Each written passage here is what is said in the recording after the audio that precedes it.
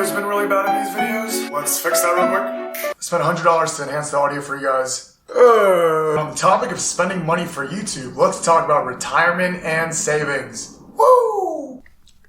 You have to save for retirement. You have to start investing. And you have to start investing now. Earlier is always better. Let me explain why earlier is better. The S&P 500 currently takes 500 of the most representative companies and puts it into what's called an index. Since its inception, since 1926 to 2019, the average return for the S&P 500 is 9.08%. To put it into layman's terms, if you invested $1 into the S&P 500 in 1926, that $1 would have become $654.92 today. But Brian, back then it was only 90 companies, not 500. From 1957, when the S&P 500 became 500 companies, to 2019, adjusted for inflation, the average return is 7.88%. This means if you invested $1 in 1957, that dollar became $50.90 today. The stock market over a long time always grows. Yes, there's downturns. Yes, there's depressions. Yes, there's recessions.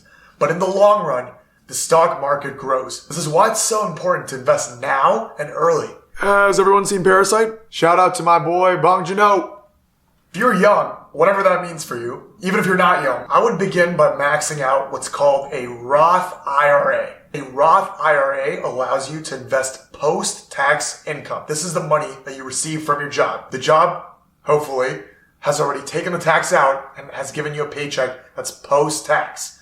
You can put this into a Roth IRA. This with whatever you've invested in through the Roth IRA account. I recommend the S&P 500 index fund. When you take this money out at 59.5, you don't have to pay taxes on those returns. So for example, based on what I said earlier, let's say you got post-tax income of $1 in 1926 and you put that all into a Roth IRA, a S&P 500 index fund. 90 years later in 2019, when that dollar became $654.92 and you want to take that money out, you don't have to pay any taxes on it. A couple things to note. In the Roth IRA, if you're younger than 50, you can now invest up to $6,000. Make sure you check these numbers if you're watching this video later.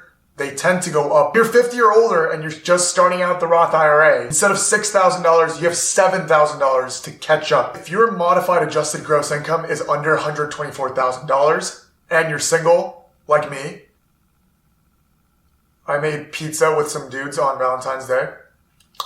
I'm okay.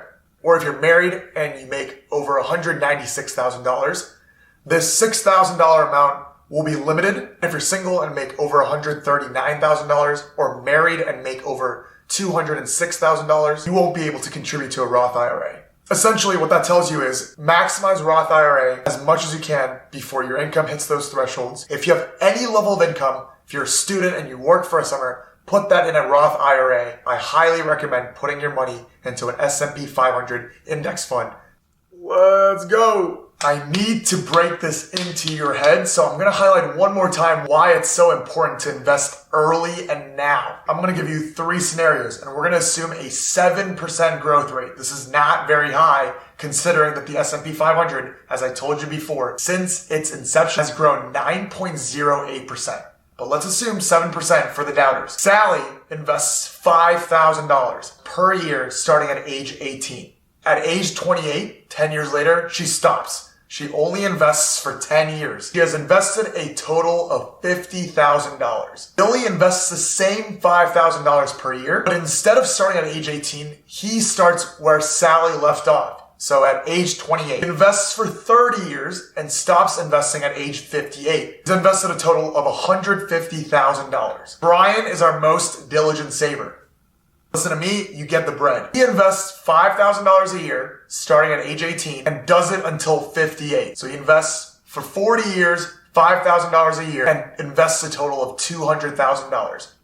So there's Sally, who started at 18 and did it for 10 years. Billy, who started at 28 and did it for 30 years.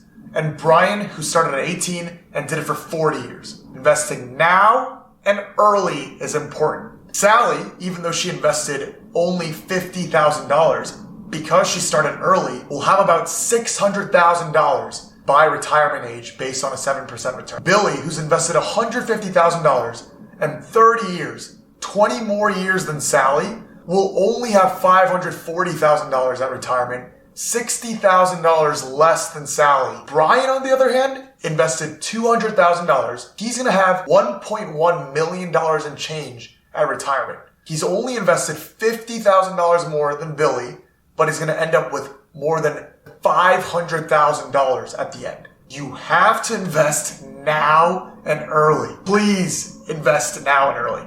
You can take out the investment returns from the Roth IRA at any time after you're 59 and a half. The reason why I specify investment returns is because you can take out your contributions at any time.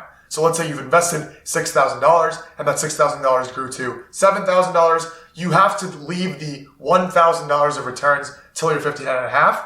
But you can take out $6,000 you've contributed at any time. Let's say you want to take it out before you're 59 and a half. You'll pay a 10% penalty unless you are using the investment returns towards college expenses, a first-time home purchase up to $10,000, medical expenses greater than 7.5% of adjusted gross income, or if you have a sudden disability that you need to take care of. I also contribute to my company 401k. It's the reverse of what I just explained with the Roth IRA. With the 401k, you contribute pre-tax income. But when you cash out your 401k, when you retire, you have to pay taxes on those investment returns. If you're younger than 50, the 401k contribution limit for a year is $19,500. And if you're older than 50, it's $20,000. Similar to the Roth IRA, if you take this out before 59 and a half, you're going to pay a 10% penalty. I have a separate investment account where I invest about $500 to $1,000 every single month, also in the S&P 500. And then I have my checking account and savings account, which I recommend. Together, you hold about 6 months of income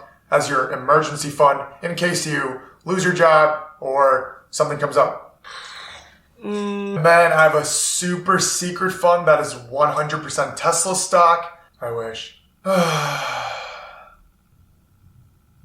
For my main source of passive income, I have YouTube money that I won't qualify for another 900 subscribers and 3,746 more hours of viewing time.